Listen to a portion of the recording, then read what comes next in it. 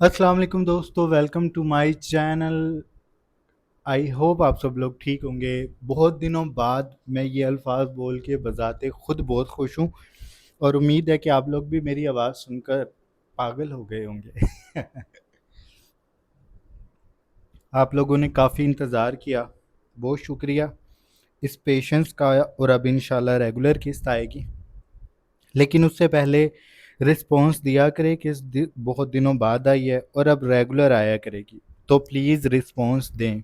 अगली किस्त 700 लाइक्स और 200 कमेंट्स पे आएगी, वरना कल मुकम्मल नावल पोस्ट कर दूंगा। तो आप सब लोग लाजमी रिस्पॉन्स दें। और तकरीबन 200 सब्सक्राइबर्स रह गए हैं 24,000 होने में। तो आप लोग थोड़ा सा एहसास कर लें मेरी खुशी का, उसको जल्दी से पूरा कर दें। शुक्रिया। आवाज़ ना निकले सिसकियों की अर्ज कलम अली आतिश, किस्त 225। ये कुछ देर बाद की बात है। वो रागिब के सामने मौजूद थी। मूसा इस वक्त रागिब की गोद में था और रिधम के चेहरे पे जोश भरे तासुरात थे, जैसे वो आज की दुनिया को सर कर लेगी। उसका ख्वाब पूरा हो रहा था। रागिब उसके संग नीचे आ गया, जहां पर मुलाजमाएं अपने काम में मशगूल थीं। रागिब और रिधम को आता देखकर वो अलर्ट हो गई थी। रागिब अलबत्ता उनसे बेनियाज था। बंगले की बड़ी बड़ी खिड़कियों से पर्दे हटे थे और चेहरे पर शहर पर ढलती मध्यम किरणें जो सूरज की आगोश में अपने आप को समेट रही थी, वो खिड़कियों से झांकती, जैसे कराची शहर और उसके लोगों को अलविदा कह रही थी। रागिब ने नीचे आकर वक्त देखा। 5 बजने को थे। जैसे ही घड़ी की सुई 5 के हिंसे पे आई, उसने गला खंकार कर कहना शुरू किया, तुम्हारी नौकरी का वक्त शुरू हो गया। रिधम उसके लिए तैयार थी। उसने इतरा कर सर हिलाया। जी बॉस, मैं जानती हूँ। अब बताएं क्या करना है। रागिब मध्यम सा मुस्कुराया। वह रिधम की रोशन आंखों को देख रहा था। वो जानता था कि ये पहले दिन का जोश काम के बाद अफसोस में बदलेगा। वो अगर रिधम के साथ इस सब में भी नरमी दिखाएगा तो रिधम को कभी भी अकल नहीं आएगी। इसीलिए वो चाहता था कि रिधम काम को काम की तरह ही करे। तो उसने बताना शुरू किया, तुम मेरी स्टडी की सफाई करोगी। रिधम ने उसे यूं देखा जैसे कहती हो बस इतनी सी बात। रागिब ने सर को ऐसे हिलाया जैसे कहता हो इतनी जल्दी मायनी ना निकाल लिया करो। मेरी कुछ पुरानी फाइल्स वहाँ हैं, उनको अच्छे से देखना। उनमें से कुछ की लिस्ट मैं तुम्हें अभी दे दूंगा। बाकी की ऑफिस से एक नई लड़की आएगी जो तुम्हारी हेल्प करेगी, वो दे देगी। उसके पास आज के काम की फहरिस्त है और वो ये भी जानती है इन फाइल्स को महीनों के हिसाब से रखना, जैसे जनवरी से शुरू करके दिसंबर तक की हर फाइल का डाटा रामीन लैपटॉप में इंटर कर लेगी। तुम उसके साथ आज काम समझोगी, कल दोनों मिलकर डाटा इंटर भी कर लेना। तुम्हें आधे घंटे की डिनर ब्रेक मिलेगी जो 8 बजे होगी। इसके बाद तुम दोबारा काम करोगी। उसने रिधम को सारी बात समझा दी थी। उसका दिल भी बोझल हो रहा था रिधम के साथ इतनी सख्ती करने का सोचने से ही, लेकिन वो बेबस था रिधम की जिद के आगे। उसने रिधम के चेहरे से निगाहें हटा ली थी। वो इस मासूम सूरत को मजीद देखता तो उसका इरादा बदल जाता। वो उसे फिर समझाने लग जाता, इसीलिए उसने निगाहें ही हटा ली। रिधम उसकी सारी बातें बहुत इन्हमाक से सुन रही थी। तमाम हिदायत लेने के बाद उसने सर को हिलाया। मैं समझ गई। अब रागिब ने सबसे मुश्किल बात कहनी थी, जो वो कहना नहीं चाहता था लेकिन ज़रूरी थी। इस वक्त मैं तुम मुझे ओ गॉड, इस वक्त मैं ना तुम मुझे जानती हो ना मूसा को। तुम बॉस के घर में हो जिससे तुम्हारा कोई ताल्लुक नहीं है। तुम मेरे कमरे में नहीं आओगी, ना मुझसे बात करोगी। अगर बात करनी भी होगी तो काम की बात, पर्सनल बातें नहीं। हम पर्सनल बातें रात को करेंगे अगर हम दोनों के पास वक्त होगा तो, वरना इतवार को हुआ करेगी बात। रिधम हंसी उसकी बात पे। आपको آپ تو یوں کہہ رہے ہیں جیسے اس پورے ہفتے ہماری ملاقات ہی نہیں ہوگی. ہم ایک ہی گھر میں ہوں گے. ہم باتیں کر لیں گے. آپ فکر نہ کریں. اور میں آپ کو شکایت کا موقع نہیں دوں گی باس. اس نے ایک بار پھر اپنائیت سے راغب نہ کہا تھا. راغب کو دکھ ہوا. یہ لڑکی پتہ نہیں کیا دماغ رکھتی ہے. جہاں راغب کی جان سولی پر اٹکی ہوئی ہے اور یہ لڑکی اسے باس پہ باس کہے جا رہی ہے. راغب بس گہرا سانس بھر کر رہ گیا تھا. اس نے ہلکی سی مسکان سے ردھم کو دیکھا جو بہت مشکل سے سجے لبوں پہ آئی تھی. اب تم کام کرو، رامین آتی ہوگی. راغب کہہ کر سیڑھیاں چڑھتا اوپر چلا گیا تھا. بنگلے کی کھڑکیوں سے جھانکتی دھوپ سمٹ گئی تھی. وہ یقیناً سورج کی باہوں میں اب آنکھیں موند کر پربتوں میں چھپ رہی تھی. ردھم نے بھی راغب کے باہر جانے کے بعد اسٹڈی کا رخ کر لیا تھا جو اس کا منتظر تھا. کمرے میں آ کر راغب اداس سا موسیٰ کو گود میں لے کر بیڈ پر بیٹھ گیا. وہ گم سم سا تھا. موسیٰ اس کی باہوں میں مچل رہا تھا. اس کو ایک پل کا بھی چین نہیں تھا. جیسے جیسے بڑا ہو رہا تھا وہ چاہتا تھا کہ اسے بس نیچے چھوڑ دیا جائے اور پھر وہ کمرے میں ہر چیز پھینکتا پھرے. جو چیز ملتی اسے کھینچ لیتا اور پھر وہ چاہے خود پہ گرے یا فرش پہ. موسیٰ کو پرواہ نہیں ہوتی تھی. جہاں دل کرتا لیٹ جاتا. کھیلتے کھیلتے تھکتا تو فرش پہ ہی لیٹ کر آرام کر لیتا تھا. کچھ دیر آرام کرتا اور پھر اپنے مورچے سنبھال لیتا. اب بھی وہ راغب سے چاہ رہا تھا کہ وہ اسے نیچے فرش پہ چھوڑ دے. راغب نے موسیٰ کا چہرہ اپنے سامنے کیا. تمہاری ماں ایک دن میری جان لے کر مانے گی. کیا ضرورت ہے اسے نوکری کرنے کی یار. وہ میری بات سمجھتی کیوں نہیں. اتنا پیار کرتا ہوں میں اس سے. شاید تبھی وہ میرے سر پر چڑھ رہی ہے. یار موسیٰ جانی، بابا کا دل بیٹھ رہا ہے تمہاری ماں کو نیچے بھیج کر. ایک ہی گھر میں ہو کر پہلی بار ایسا ہو رہا ہے کہ وہ مجھ سے دور ہے.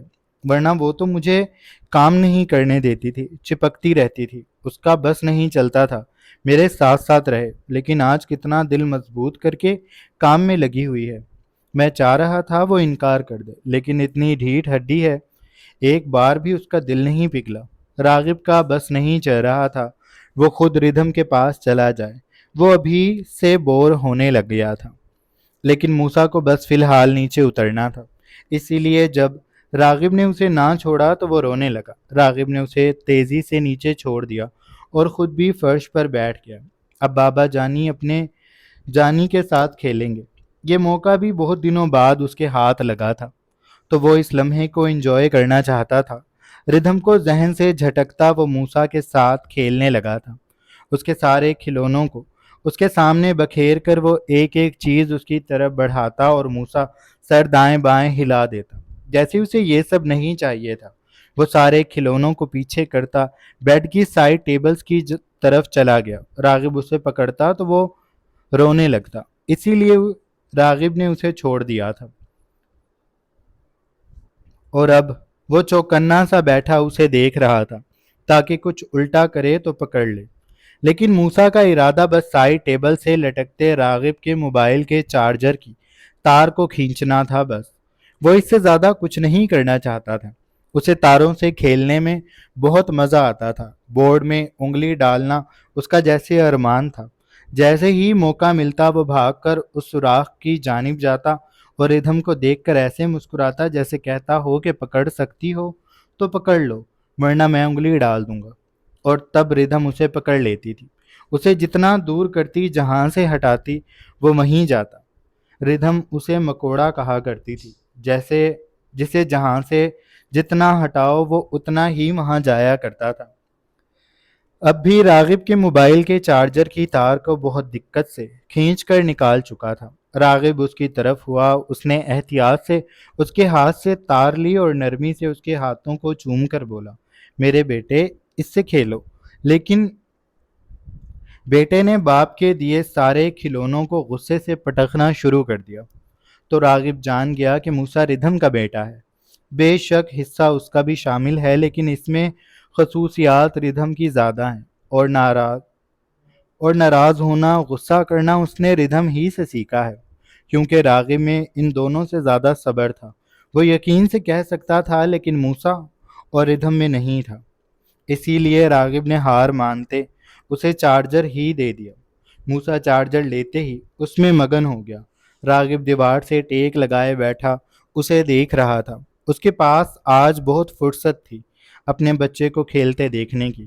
وہ اپنا آفیشیل فون بند کر چکا تھا تاکہ اس کے اور اس کے بیٹے کے اس گولڈن ٹائم میں کوئی تیسرا نہ آ سکے۔ وہ مکمل توجہ بس موسیٰ کو دینا چاہتا تھا، جس کا چند پل تار سے کھیلنے کے بعد اب ارادہ بدل گیا تھا۔ اب وہ کچھ اور تلاش کر رہا تھا۔ وہ پلٹا، ہتھیلیاں اور گھٹنے فرش پر ٹکائے اور اپنے مشن کے لیے نکل گیا۔ اس کا رخ اب الماری کی جانب تھا۔ راغب چوکنا، موسیٰ الماری کے نیچے سے کچھ نکال رہا تھا۔ راغب آگے ہوا، اٹھا، اس نے موسیٰ کو پکڑا جو الماری کے نیچے ہاتھ ڈالے جدوجہد کرنے میں مصروف تھا۔ جب راغب نے اسے کھینچ کر باہر نکالا تو اس کے ہاتھ میں 5,000 کا نوٹ تھا۔ راغب کی بھویں ناسمجھی سے سکڑی، پھر اس کا ماتھا ٹھنکا۔ شاید کبھی کپڑے بدلتے یا رکھتے جیب سے یہ پیسے گرے اور الماری کے نیچے چلے گئے۔ راغب نے نوٹس نہیں لیا تھا اور آج موسیٰ نے انہیں ڈھونڈ نکالا تھا۔ راغب کھلکھلا کر ہنس دیا۔ میرا بیٹا جاسوس بنے گا۔ وہ ہنسا تھا۔ اس نے موسیٰ کے گالوں کو چوما اور اسے پھر فرش پہ بٹھا دیا۔ موسیٰ کو وہ نوٹ دلچسپ نہیں لگا۔ اب ایک بار پھر موسیٰ کمرے میں گھوم رہا تھا۔ راغب نے اسے اب کی بار روکا نہیں تھا، نہ پکڑنے کی کوشش کی تھی۔ وہ بس دیکھ رہا تھا کہ اب موسیٰ کہاں جاتا ہے۔ موسیٰ بیڈ کے نیچے گیا، وہاں سے راغب کا موبائل کا اوریجنل چارجر لے آیا۔ راغب نے کہکا لگایا۔ اسے یہ سب اب دلچسپ لگنے لگا تھا۔ موسیٰ صدیوں سے کھوئی چیزیں نکال رہا تھا جو ملازم بھی صفائی کرنے پہ نہیں نکال سکے تھے۔ جو کوئی نہیں کر سکا تھا وہ موسیٰ نے کر دکھایا تھا۔ پھر وہ ڈریسنگ کے پاس گیا، وہاں سے اس نے انگلیاں ماری اور ایک چمکتا ہوا پتھر چٹکی میں پکڑ کر باہر نکالا، اور موسیٰ خود اسے اپنی بڑی بڑی حیران آنکھوں سے دیکھ رہا تھا۔ وہ اس پتھر کو دیکھتا رہا جو سونے میں جڑا تھا، جس کا طرز بوندے جیسا تھا۔ پھر وہ اس کو منہ کی جانب لے جانے لگا کہ راغب نے تیزی سے اس کا ہاتھ کلائی سے پکڑ لیا۔ اس کے ہاتھ سے اس نے وہ بوندا لیا تو موسیٰ جھنجھلا گیا، رونے لگا۔ راغب نے اسے وہم میں لگانے کے لیے اپنا موبائل نکالا اور آلو کچالو لگا دیے۔ موسیٰ اس سے بہل گیا۔ راغب اب اس بوندے کا معائنہ کر رہا تھا۔ وہ کچھ ہی دیر میں اس نیلگوں پتھر سے بنے بوندے کو پہچان گیا تھا۔ میرا بوندا نہیں مل رہا۔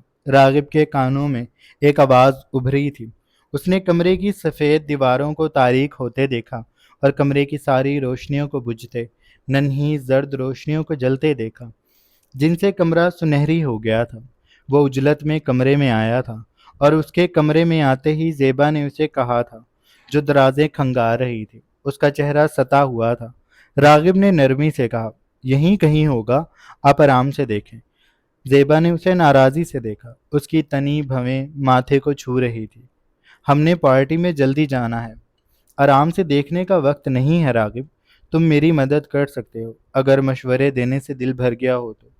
اس نے آخری الفاظ پہ زور دیا تھا۔ اسکرٹ میں الجھی سی برہمی سے درازیں کھول اور کھٹک سے بند کر رہی تھی۔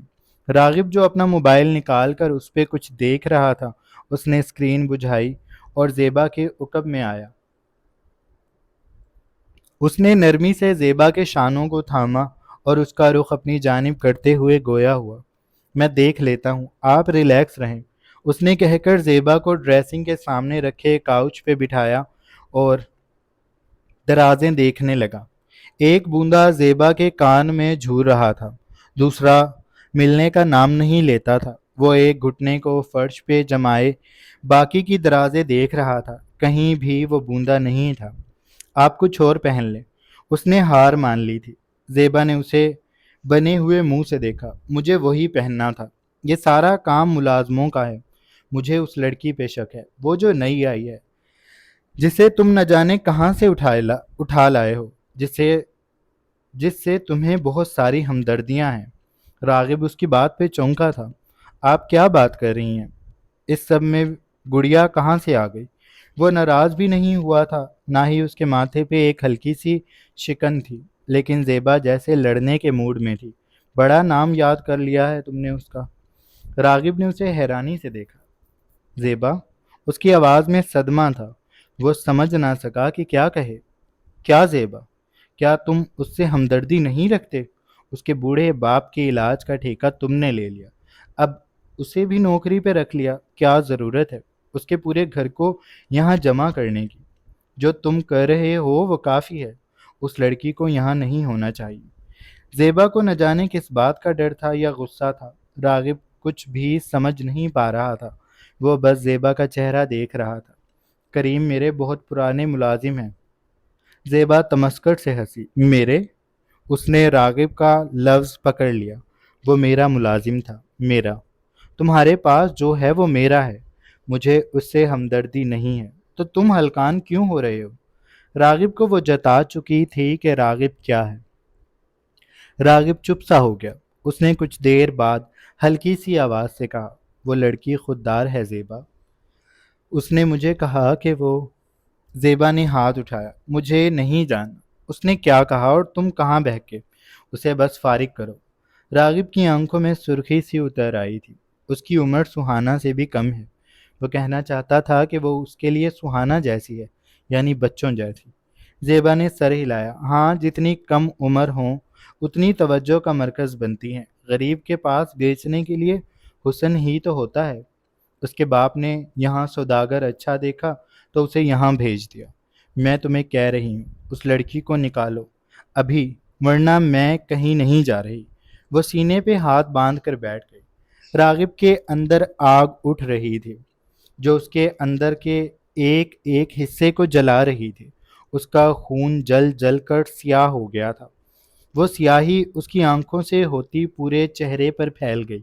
اس کا چہرہ اس عمارت جیسا ہو گیا تھا جس میں ایک بھی روشنی نہ ہو، جس تک چاند بھی نہ پہنچ سکے، جس تک تارے بھی نہ جا سکے، جہاں جگنو نہ ہو، جہاں کچھ بھی نہ ہو، بس تیرگی ہو۔ وہ ایسا بن گیا تھا، اور پھر کچھ دیر بعد وہ گڑیا کے سامنے کھڑا تھا۔ زیبا بلائی منزل پہ کھڑی ریلنگ پر ہاتھ جمائے انہیں دیکھ رہی تھی۔ راغب کی زبان اس کے تالو سے چپک رہی تھی۔ وہ ان معصوم آنکھوں میں دیکھ رہا تھا جو اس پہ جمی تھی۔ گڑیا بیٹے، اس نے گلا کھنکار کر کہنا شروع کیا، تمہارے باپ کا علاج ہم کروا دیں گے، لیکن ابھی ہمیں ملازم کی ضرورت نہیں ہے۔ تم بیٹا اپنی پڑھائی پہ توجہ دو، باقی سب میں دیکھ لوں گا۔ گڑیا کا چہرہ فک ہو گیا۔ اسے لگا اس نے کوئی خطا کر دی، تبھی اسے نکالا گیا ہے۔ وہ منتیں کرتی رہ گئی، وجہ پوچھتی رہ گئی۔ راغب کچھ نہ کہہ سکا۔ اس نے گڑیا کی طرف سے رخ موڑ لیا تھا، اور اوپر کھڑی زیبا نے اپنا فون سامنے کیا۔ کریم کے علاج کے لیے جو کچھ آفس سے کیا جا رہا ہے اسے بند کر دیا جائے، یہ میرا حکم ہے، اور راغب کو اس بارے میں کچھ بھی پتہ نہیں چلنا چاہیے۔ اس نے مینیجر کو میسج کیا، کمرے میں واپس آئی، دراز کھولی اور دوسرے بوندے نکال کر پہن لیے۔ وہ ایک نیلے پتھر والا بوندا جس کا ساتھی لاپتہ تھا، اس نے اسے بے نیازی سے ڈریسنگ پر پھینک دیا، کیونکہ دوسرا وہ پہلے ہی ڈریسنگ کے نیچے کر چکی تھی۔ پھر وہ اپنا عکس دیکھ کر مسکائی اور کاندھے سیدھے کر کے ایک ادا سے اونچی ہیل کے ساتھ باہر نکل گئی۔ اس کی ہیل کی ٹک ٹک کمرے میں گونجتی۔ اس کے سیڑھیاں عبور کر لینے کے بعد مدھم اور پھر دم توڑ گئی۔ راغب کا موڈ آف تھا۔ پوری پارٹی میں وہ چپ چاپ سا رہا، اور کچھ دنوں بعد اسے پتہ چلا کہ کریم اس دنیا میں نہیں رہا۔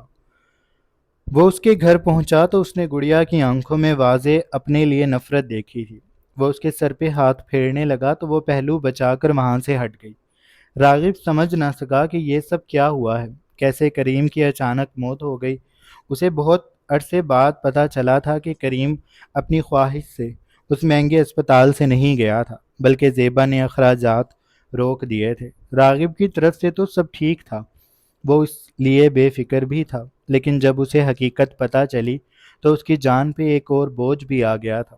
اسے لگنے لگا تھا کہ کریم کی موت کی وجہ وہ ہے۔ کتنی ہی راتیں گڑیا کی نفرت سے لبریز آنکھیں اس کو اندھیرے میں ڈراتی رہیں، اور وہ حیران ہوتا تھا کہ زیبا کیسے مطمئن ہو کر سو جاتی ہے۔ کیونکہ اس کی تو نیندیں کہیں روٹ کر چلی گئی تھی۔ وہ اپنے خیالوں میں مگن تھا کہ تبھی اسے موسیٰ کے رونے کی آواز آئی، تو وہ ہڑبڑا کر سیدھا ہوا، اس بوندے کو ڈریسنگ پر پھینکا اور موسیٰ کو فرش سے اٹھایا جس کا سر بیڈ کے نچلے حصے سے ٹکرا گیا تھا۔ وہ ہونٹ نکال کر رو رہا تھا۔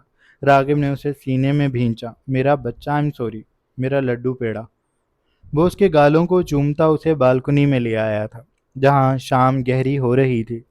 سورج کی نارنجی روشنی اب ہلکے نیلے آسمان پہ موجود تھی، جبکہ سورج دکھائی نہیں دیتا تھا۔ ہوا نرمی سے چل رہی تھی اور پرندے بوجھل اڑان بھرتے آسمان پہ موجود تھے۔ وہ تھکے تھکے سے پروں سے ہوا کو دھکیلتے آگے بڑھ رہے تھے۔ راغب کے ذہن میں آج پھر گڑیا کی آنکھیں ٹھہر گئی تھی۔ اس کی نفرت، کاش وہ اس بچی کو بتا سکتا کہ اس کے باپ کی موت کی وجہ راغب نہیں ہے۔ کبھی کبھی راغب کو لگتا تھا کہ اسے اس گھر کی ایک ایک چیز بدلنی پڑے گی، کیونکہ ان میں ماضی کنڈلی مارے زہریلے سانپ کی طرح بیٹھا تھا۔ زیبا جا چکی تھی، لیکن اس کا پھونکا ہوا زہر ابھی بھی در و دیوار میں باقی تھا۔ ابھی نارنجی لکیریں ٹھیک سے مدھم بھی نہ ہوئی تھی کہ اسے دل خراش چیخ سنائی دی۔ وہ چیخ پہچان گیا تھا کہ کس کی ہے۔ راغب نے ایک جھٹکے سے گردن موڑی۔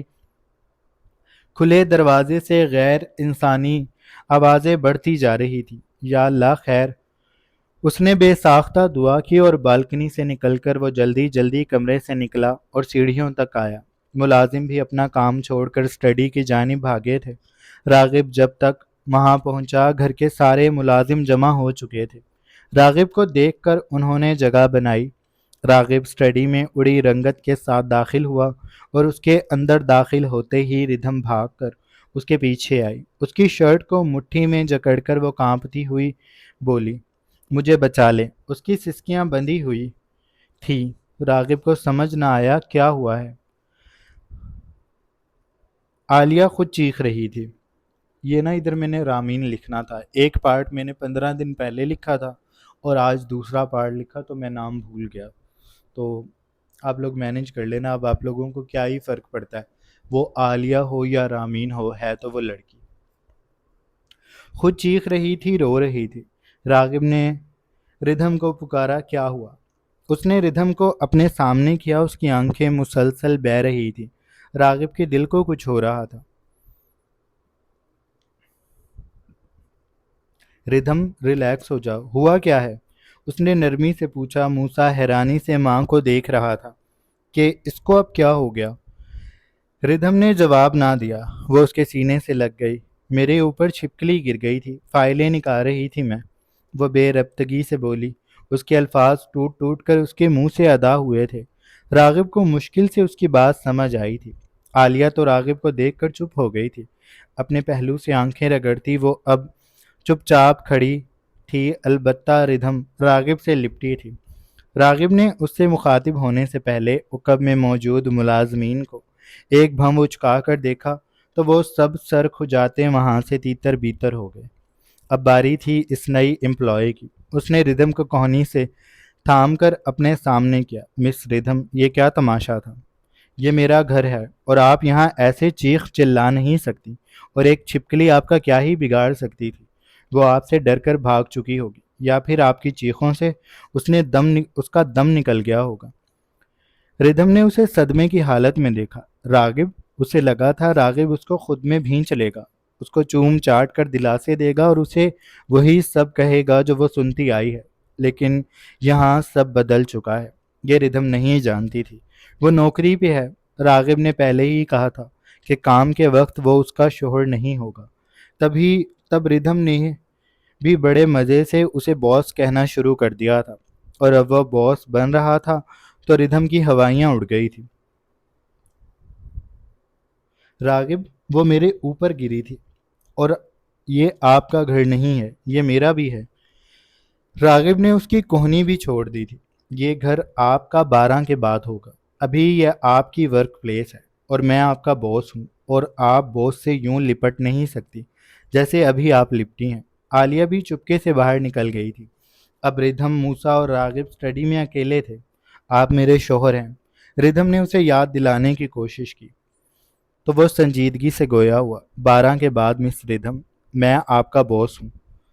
اس نے ایک ایک لفظ پہ زور دیا۔ ردھم اسے کچھ دیر دیکھتی رہی، پھر وہ پنجوں کے بل ہوئی اور اس کے لبوں کو اپنے لبوں میں الجھاتی وہ اس کے نچلے لب پہ کاٹتی جنونی سی ہو رہی تھی۔